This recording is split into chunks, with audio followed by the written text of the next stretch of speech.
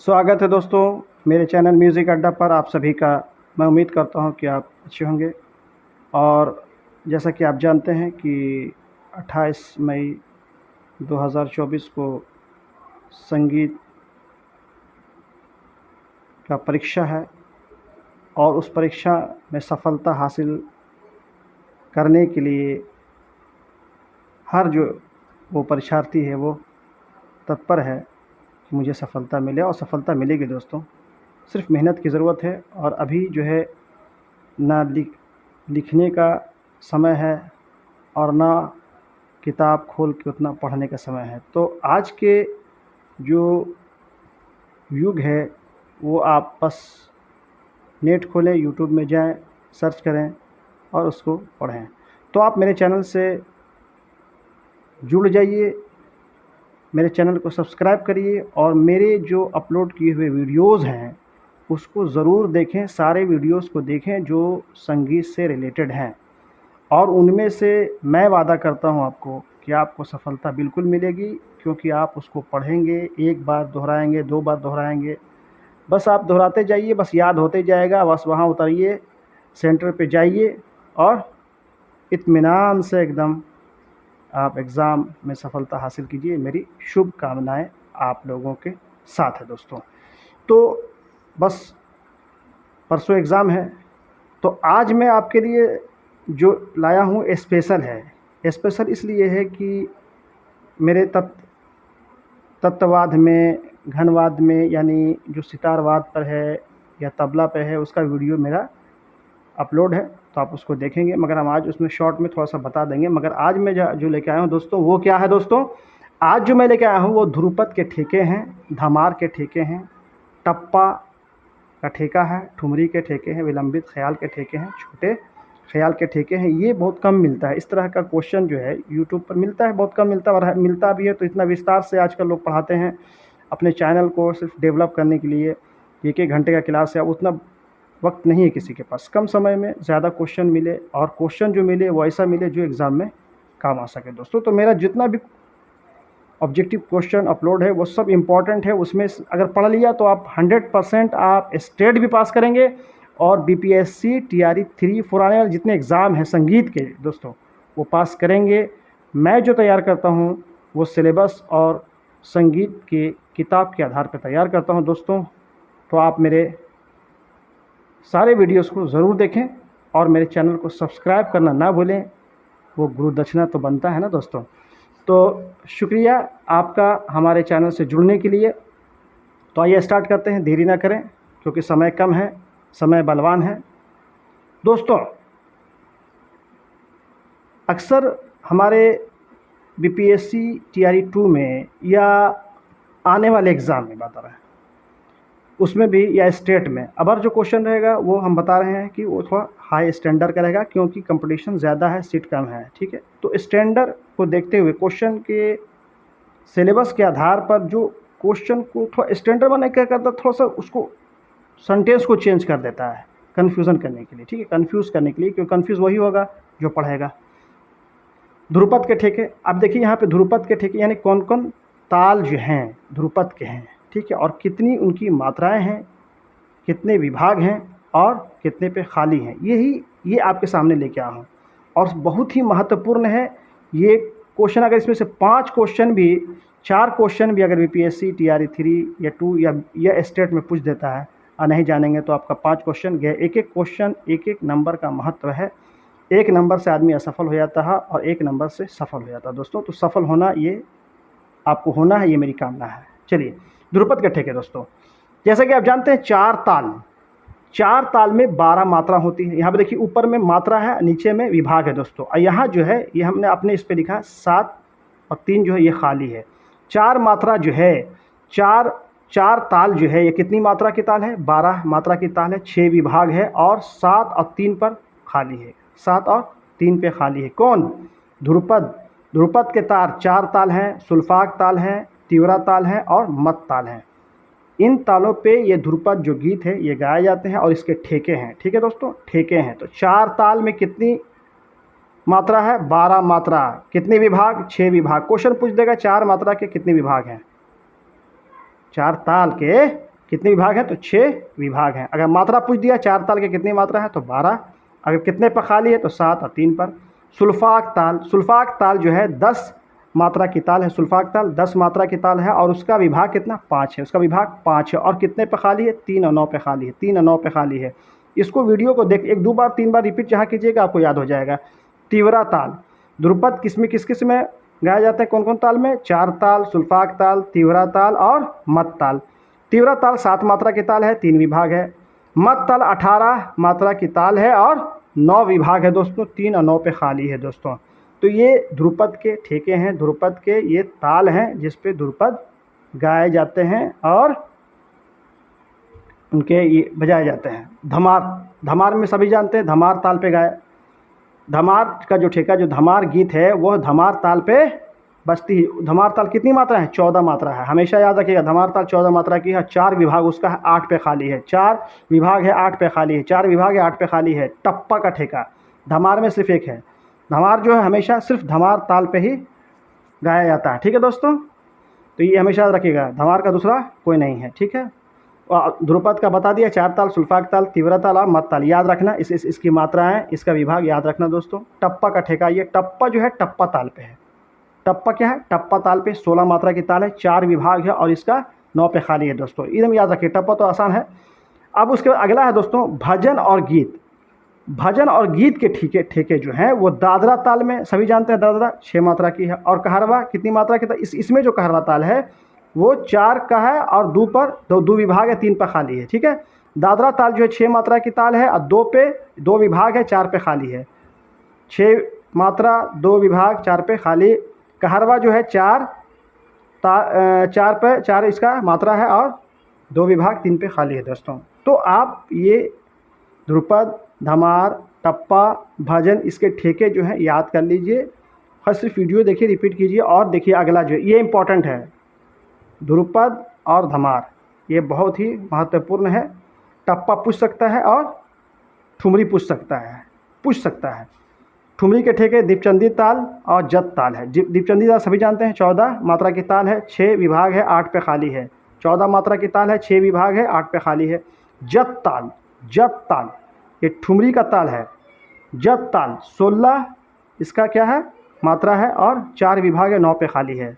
16 मात्रा, 4 विभाग, 9 पे खाली। विलंबित ख्याल के ठेके तिलवाड़ा है और रूपक ताल है। तिलवाड़ा ताल कितना है? 16 मात्रा की ताल है, 4 विभाग है, 9 पे खाली है। 16 मात्रा है, 4 विभाग, 9 पे खाली है। रूपक ताल 7 मात्रा की ताल है, 3 विभाग है दोस्तों। छोटे ख्याल, अब आ जाइए छोटे ख्याल के ठेके। छोटे ख्याल में कौन कौन ताल बजते हैं दोस्तों? 3 ताल, 16 मात्रा की ताल है, 4 विभाग है, 9 पे खाली है। झप ताल 10 मात्रा की ताल है, 4 विभाग, 6 पे खाली है। एक ताल 12 मात्रा की ताल है और 6 विभाग है, 3 और 7 पे खाली है। रूपक ताल 7 मात्रा की ताल है, 3 विभाग है। और झुमरा ताल 14 मात्रा की ताल है और 4 विभाग है, 8 पे खाली है। आड़ा 4 ताल, 14 मात्रा की ताल है, 7 विभाग है, 5, 9, 13 पे खाली है दोस्तों। तो देखिए 14 मात्रा की कौन कौन ताल है, कभी कभी आ जाता है। 14 मात्रा की कौन कौन ताल देखिए, आड़ा 4 ताल, 14 मात्रा की ताल। झुमरा ताल 14 मात्रा की ताल है दोस्तों। उसके बाद यहाँ पर आ जाए दीपचंदी ताल, 14 मात्रा की ताल है। धमार ताल 14 मात्रा की ताल है ना दोस्तों, है या नहीं है? आपके स्क्रीन पर है या नहीं है? तो आपको इसको बस वीडियो देखिए और याद हो जाए दोस्तों। अब देखिए एक चीज़ है, एक वाद पर हमने वीडियो बना चुके हैं, मगर वाद पे जो है हम चाह रहे हैं कि कुछ पॉइंट ऐसा हो जो आपको सामने दिखे। ठीक है, देखिए तत्ववाद में तानपुरा, अगर क्वेश्चन पूछ देगा कि तानपुरा में कितने तार होते हैं? तानपुरा में 4 तार होते हैं दोस्तों। तानपुरा में कितने तार होते हैं? 4 तार। तानपुरा में कितने तार? 4 तार। पहला और आखिरी ताल जो होता है, तानपुरा में 4 ताल होते हैं। कितने ताल होते हैं? 4 ताल होते हैं। तो पहला और आखिरी तार जो है वह पीतल का होता है। किसका होता है? पीतल का। याद रखिएगा, तानपुरा में 4 तार होते हैं।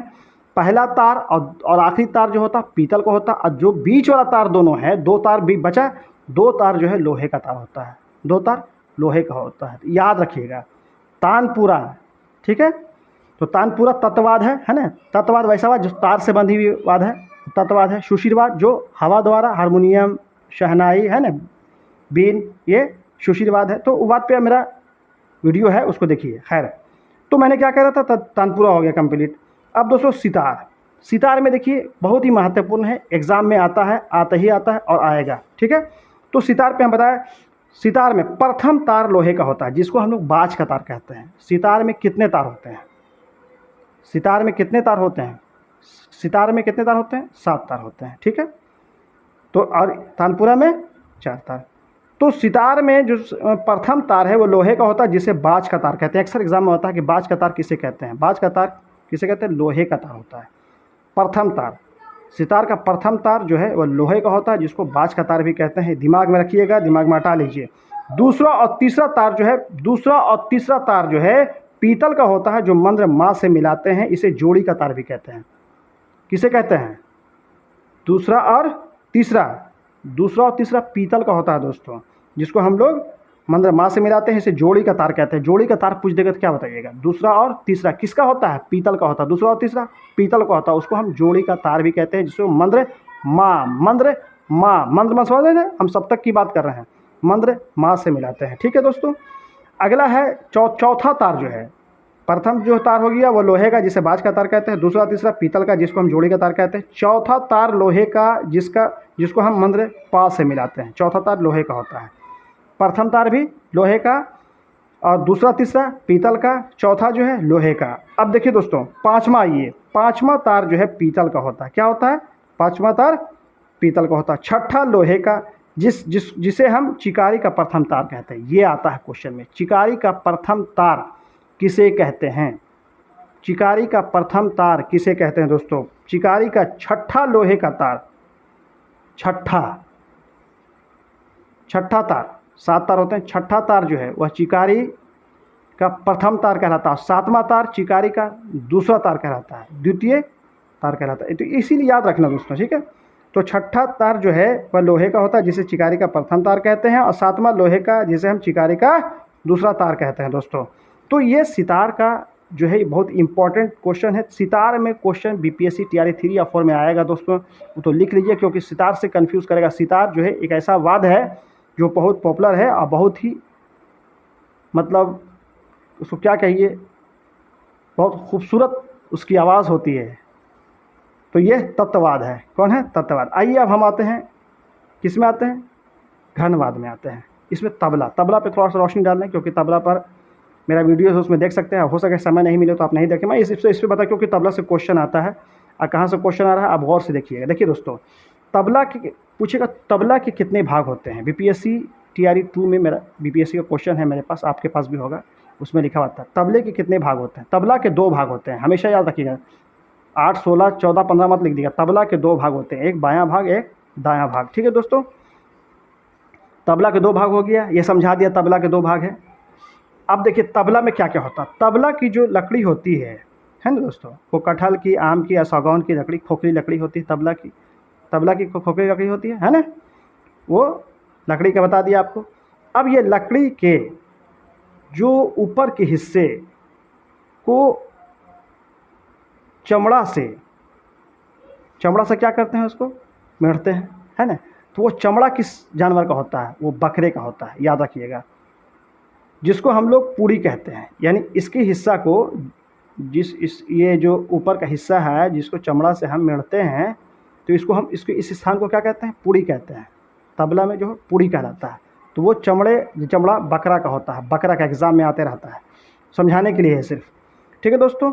तो जो हमने तबला को बनाया, जो तबलावाद है, ये तबलावाद में जो सबसे पहले क्या है? लकड़ी की खोखली लकड़ी का एक ये है। उसके बाद इसमें क्या है? सबसे पहले क्या इसमें क्या किया गया? इसमें हम चमड़ा से मेढ़ा, जिसको हम पूरी कहते हैं।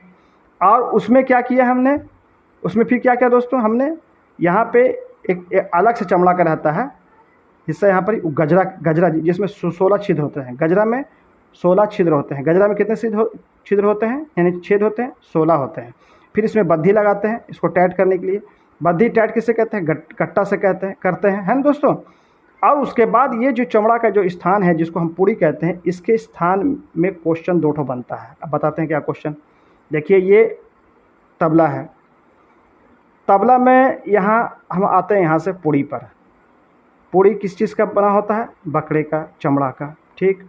ये इसमें ये जो किनारे के हिस्सा को हम चाटी कहते हैं और ये स्याही कहते हैं, जो काला ऐसा बना हुआ है ऐसे बीच में, इस स्याही कहते हैं। तो चाटी और स्याही के बीच के हिस्सा को क्या कहते हैं? क्वेश्चन में आता है, बीपीएससी क्वेश्चन में आया था कि चाटी और स्याही के बीच के हिस्सा को, तबला का हिस्सा ये है, चाटी और स्याही के बीच के हिस्सा को क्या कहते हैं? लव कहते हैं। यहाँ देखिए लव लिखा हुआ, ये स्थान जो लव है इसको मैदान भी कहते हैं। क्या कहते हैं? मैदान। इसमें लिखा नहीं है तो हो सकता आ जाए।